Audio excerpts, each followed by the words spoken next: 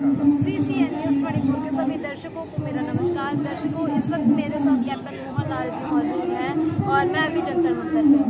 Captain Mohanlal ji पूर्व सैनिक भी हैं और इसके साथ साथ अभी जो वर्तमान में भारतीय गौरव शान देश की बेटियां जो पहलवानों का धरना चल रहा है उसको भी समर्थन दे रहे हैं। अभी हाल फिलहाल में 2 दिन पहले 2 मई की रात को यहाँ पर 3 मई की रात को यहाँ पर पहलवानों के ऊपर खूब अत्याचार हुआ है। ऐसे कुछ दृश्य देखने को मिले हैं। एक बार आइए जानते हैं इनके अनुरूप वो किस प्रकार के दृश्य थे और इससे जो लोग धरना करने आते हैं यहाँ पर, चाहे जो रेसलिंग में अपना करियर बनाने की सोच रहे हैं, उन पर क्या प्रभाव पड़ेगा। कैप्टन मोहनलाल जी, हमारे चैनल में आपका स्वागत है। आपका बहुत बहुत धन्यवाद। मैं आपको काफ़ी जगह से हर वीडियो पे देख रहा हूँ, सब जगह व्हाट्सएप पे देख रहा हूँ। आपका धन्यवाद करना चाहूँगा कि मौजूदा हालत में पता नहीं क्यों आप सच्चाई को सबके सामने उगल देते हो, जबकि लोग बाग प्रेशर में, दबाव में, पैसे के दबाव में आज पूरे भारत के अंदर सिर्फ प्रजातंत्र चल रहा है। लोकतंत्र खत्म है।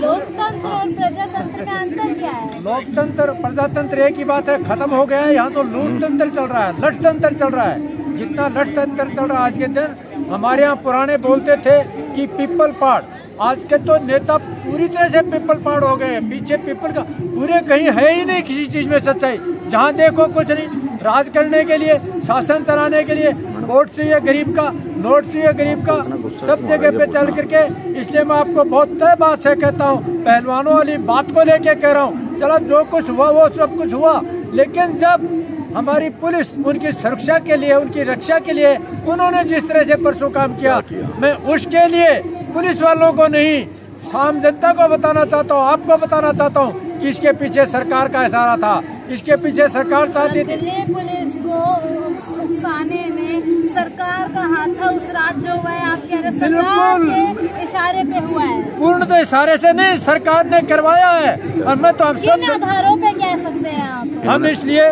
कि पुलिस वाले कभी ऐसा काम करेंगे नहीं जो ऊपर से आदेश मिला हुआ है, ऐसा काम करवाया है। तो उनके दबाव में मैं भी सर्विस में रहा हूँ, दबाव बनता है, ऊपर वाले दबाव बना के करते हैं। चाहे आज कुछ मैं बताऊँ, गोदी मीडिया कोई दोष नहीं है, इनका कोई दोष नहीं है, कानून का कोई दोष नहीं है। देश के अंदर सिर्फ और सिर्फ एक हाथ चल रहा है, सिर्फ और सिर्फ प्रजातंत्र खत्म है, लठतंत्र चल रहा है, राजाशाही चल रहा है। जो मोदी चाहे वो होगा, और मोदी भी क्या चाहे, मोदी के पीछे मैं क्लियर कह देता था। जैसे अडवाणी है, अभी हमारे भूषण जी हैं, ऐसे लोगों से, क्योंकि वो उनके दबाव में, निश्चित तौर पे मोदी जी या तो इनके दबाव में है या फिर वो किसी न किसी देश के, दूसरे देश के दलाल हैं। मुझे कहने में कोई शर्म नहीं आ रही कि आज देश के अंदर राजनीति जो चल रही है, या तो किसी अमेरिका के उनके दबाव में देश को कमजोर करना चाहते हैं, या फिर इन ऐसे गुंडे लोगों के कहीं कोई राज नहीं है, ना कोई भी।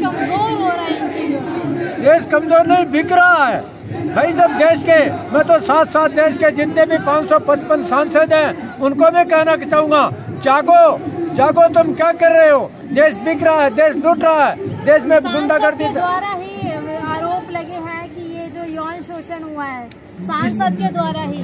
इसीलिए तो साफ बात है, MLA बिकते हैं, MP बिकते हैं, सरकारें बिकते हैं। आज पैसा ही जो मैं कह रहा हूँ कि विदेश के हाथ में खेल रहा है, कोई न कोई विदेशों के हाथ में हो रहा है। सांसद पूरे बिके हुए। अगर सांसद नहीं बिकते, हम फौजियों ने पूरे भारत में 30 तारीख को जिस तरह से पूरे सांसदों को कहा कि आप अपनी आवाज तो जाके उठाओ, वो आवाज नहीं उठा रहे हैं, नहीं उठा रहे हैं। इसका मतलब गुनाहगार अकेला मोदी नहीं है, वो पूरे 505 सांसद भी गुनाहगार हैं, जो चाहे किसी भी पार्टी के, किसी भी जाति के हैं। वो क्या कर रहे हैं? देश के अंदर प्रधानमंत्री उन्होंने बनाया है। अगर प्रधानमंत्री मेरे घर में, मेरा अपना बच्चा, अगर मेरा पिताजी अगर पागल हो जाता है, क्या हम उसको रस्से से नहीं बांधेंगे? हमारा फर्ज नहीं बनता है? तो क्या इस देश के सांसदों को नहीं बन रहा? देश में जो हो रहा है, देश जल रहा है, देश बिक रहा है, देश बर्बाद हो रहा है, देश में गुंडागर्दी चल रही है, देश में जो कुछ हो रहा है, इसके लिए पूरा देश के अंदर मैं सरकार के साथ साथ जितने भी 556 MP हैं, चाहे राज्यसभा हो, लोकसभा के हों, उनकी भी जिम्मेवारी है कि वो क्या देख रहे हैं। या तो वो खुद इस चीज में शामिल है। आज देश के अंदर 2 चीज मिला है कि वो लूट रहे हैं, सारे के सारे। दोष देते हैं पुलिस को, दोष देते हैं कोर्ट को, दोष देते हैं मीडिया को। क्या करेंगे इनके ऊपर? सबके ऊपर उन्होंने तलवार लटकी हुई है। अभी देखा नहीं, कोई बोलेगा तो तलवार लटकवाते हैं। अच्छा मोहनलाल जी, मैं एक सवाल लेना चाहूंगी कि कल यहाँ पे जो आजादी के नारे लगे हैं, जो इससे पहले कन्हैया कुमार ने लगाए थे JNU में, आजादी के नारे, RSS के जो नारे लगे, और इससे पहले मोदी तेरी कब्र खुदेगी, पहलवानों के धरने में ये सारे नारे लगना उचित है या अनुचित है? देखिए, कुछ चीजें मैंने कहा, फिर दोबारा दोहराता हूँ कि आज हर आदमी, मैं भी उनमें शामिल हूँ, हर आदमी अपने स्वार्थ के लिए कहीं न कहीं पीपल पाड़ता है, झूठ बोलते हैं कहीं न कहीं हर जगह। मुसीबत तो यही है ना, हम अकेले क्यों कहें कि वो बीजेपी था? भाई कांग्रेस के भी सांसद हैं, दूसरे पार्टियों के भी सांसद हैं, लेकिन कुएं में भांग पड़ी हुए सब के सब एक हैं। हम लोग यहाँ से आपको चुन के भेजेंगे, आप अच्छे वहाँ जाके आप भी उसी गेम के अंदर मिल जाओगे।